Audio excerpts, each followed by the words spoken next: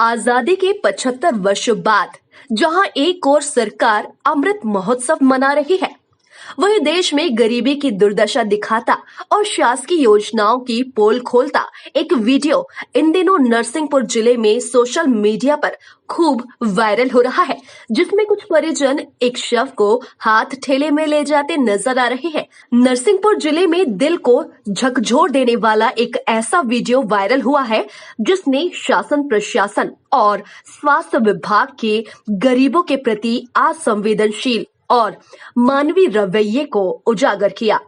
जब इस वीडियो की जानकारी ली गई तो यह वीडियो 30 अगस्त नरसिंहपुर के कोतवाली थाना अंतर्गत का बताया गया। पूरे मामले को समझने के लिए जब परिजनों से बातचीत की गई तो परिजनों ने बताया कि मृतक मनोज नरसिंहपुर में कई सालों से जनपद मैदान में पन्नी के सहारे अपनी टपरिया बना के रहता था और पन्नी और कबाड़ बीनने का काम करता था, जिससे उसका और उसके परिवार का पालन पोषण होता था। 28 अगस्त की रात कुछ लोग मनोज के घर पहुंचे और उन्होंने मनोज के साथ मारपीट की और उसे ले गए। सुबह परिजनों को ढूंढते समय मनोज घायल अवस्था में पोस्ट ऑफिस नरसिंहपुर के पास पड़ा मिला, जिसके बाद परिजनों ने उसे हॉस्पिटल लेकर गए। गौरतलब है कि ले जाते समय भी परिजनों को एम्बुलेंस मुहैया नहीं हो सकी, जिसके चलते उन्हें घायल मनोज को हाथ ठेले पर ले जाना पड़ा। अस्पताल पहुंचने पर जानकारी लगी कि मनोज अब जीवित नहीं है, जिसके बाद मनोज के शव को मुर्दा घर में रखा गया। पूरी रात मुर्दा घर में रहने के बाद दूसरे दिन सुबह पोस्टमार्टम किया गया। पोस्टमार्टम करते समय कर्मचारियों को जरा भी इनकी गरीबी और परिजनों पर हुए इस वज्रपात का कोई असर नहीं पड़ा और उन्होंने पोस्टमार्टम करने के एवज में 300 रुपए और शव की फोटोग्राफी कराने के लिए 500 रुपए की मांग कर दी। परिजनों ने अपनी आर्थिक स्थिति का हवाला दिया, तब कुल मिलाकर 500 में डेड बॉडी का पोस्टमार्टम किया गया। इसके बाद शव को ले जाने के लिए परिजनों के द्वारा शव वाहन मांगने पर शव वाहन नहीं उपलब्ध कराया गया, जिसके बाद मजबूरी के मारे परिजनों को शव को किराए पर हाथ टेला लाकर घर ले जाना पड़ा। कौन हो? बड़ी बहन। क्या नाम है तुम्हारा? जिबरिया बंसकर। तो क्या हो गया था मनोज को? सर शाम के टाइम कोई 4-5 लौंडे आए थे। हाँ। तो हमारा भाई यहीं था, तो हमारे भाई को मारते पीटते ले गए थे, रोड तक ले गए। क्या करता था मनोज? मनोज कबाड़ी बीनता था। अच्छा जी। और उसके कैसे मौत हो गई? वो रात भर नहीं आया, मैंने उसको ढूंढा रात में, मनोज बंसल ने नहीं मिला। मैं रात में 2-3 बार ढूंढी हूँ, नहीं मिला। तो फिर मैंने सुबह के टाइम में गई हूँ, सुबह 6 बजे के जाने के बाद मैं उसको सप्ताहार ढूंढ के आ रही थी। तो जो इधर पे बैंक हैगा पोस्ट ऑफिस के पास, वहाँ पे मेरा भाई निघास बेपर्दा और छिला हुआ पूरा पीठ में काला से पड़ा था, पूरा चमड़ा उकला था, हाथ का पैर का पूरा ये गाल ओल सूजा था, यहाँ नहा वहाँ लगा था। मैंने देखे उसके कपड़ा ने नाली में डाला था, पेंट है तो दूर पड़ा था, चप्पल वप्पल कुछ नहीं था, रोड में डाला था। तो फिर अस्पताल ले गए तो वहाँ मौत बता दी, मौत होगी। फिर यहाँ से पोस्टमार्टम के बाद क्या हुआ? वहाँ से जब उठा के लाए थे तो मेरे भाई की सांस चलती थी। हाँ। बोल नहीं रहा था, इसकी हिम्मत नहीं पड़ती थी। मैंने ठेला में लदा के ले आई हूँ।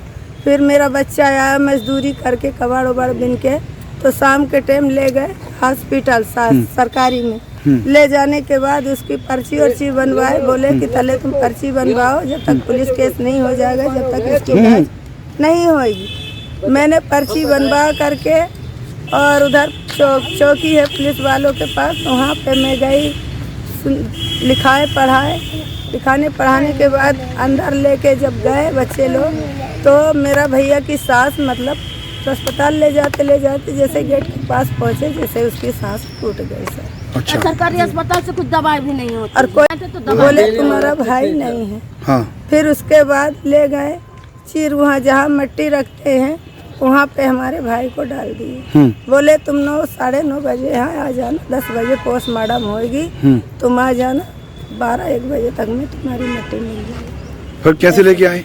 फिर ठेला से लेके आए सर। क्यों बॉडी ठेला में क्यों लेके मैंने आए? बोले कि सर मैं गरीब इंसान हूँ, कबाड़ कूड़ा बिनने वाली हूँ, मेरे पास पैसा नहीं है तो मैं किस में से ले जाऊँ। ये एम्बुलेंस होती है जो सास की गाड़ी है तो इसमें से पहुँचवा दीजिए। तो बोले कोई गाड़ी बहन नहीं है अभी, आप ठेला से कोई बहन ले जाइए। जब इस मामले में मुख्य चिकित्सा अधिकारी मुकेश जैन से बात की गई तो उन्होंने पूरे मामले से पल्ला झाड़ते हुए कहा कि पोस्टमार्टम के पश्चात शव को पुलिस को सुपुर्द किया जाता है और पुलिस नगर पालिका के माध्यम से शव वाहन उपलब्ध कराती है। इसमें अस्पताल का कोई लेना देना नहीं है।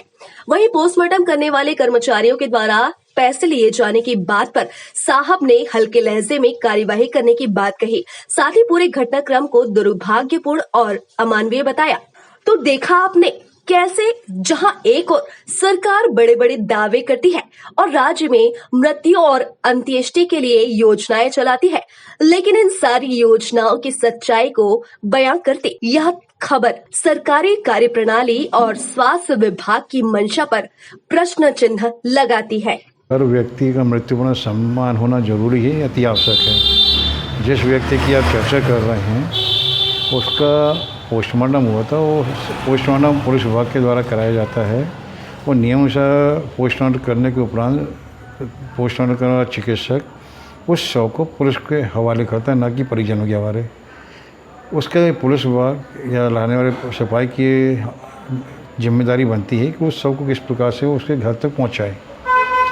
ये एक इस केस में नियम तय बात है, लेकिन ये बात तो ज़रूरी है कि और अति आवश्यक भी है कि हर व्यक्ति के मान सम्मान की रक्षा होनी चाहिए, चाहे करोड़पति हो या पन्नी बीनने वाला व्यक्ति हो। इसके मेरा एक सुझाव यह है कि चूँकि शव वाहन की व्यवस्था नगर में किसकी गलती मानते हैं तो इसकी हमारे पास संज्ञान में आई बात है, इसलिए हमने एक जाँच करने की पत्र दिया हुआ है। लेकिन जैसा कि पोस्टमार्टम हुआ तो पोस्टमार्टम को मतलब पोस्टमार्टम के व्यक्ति वाली लाश दी गई है तो पुलिस विभाग को दी जाती है, ना कि परिवार वालों को दी जाती है। ये कानून बात है। कहीं ना कहीं हम तो इसमें फिर वो संबंधित सिपाही की जिम्मेदारी बन सकती है। ना मीडिया हमारे संज्ञान में तो इसके लिखित शिकायत के उसकी जांच करवा देंगे। जब तक किसी भी विभाग में जब तक लिखित शिकायत नहीं आती वो किस आधार पर जाँच कमेटी तैयार करेगा।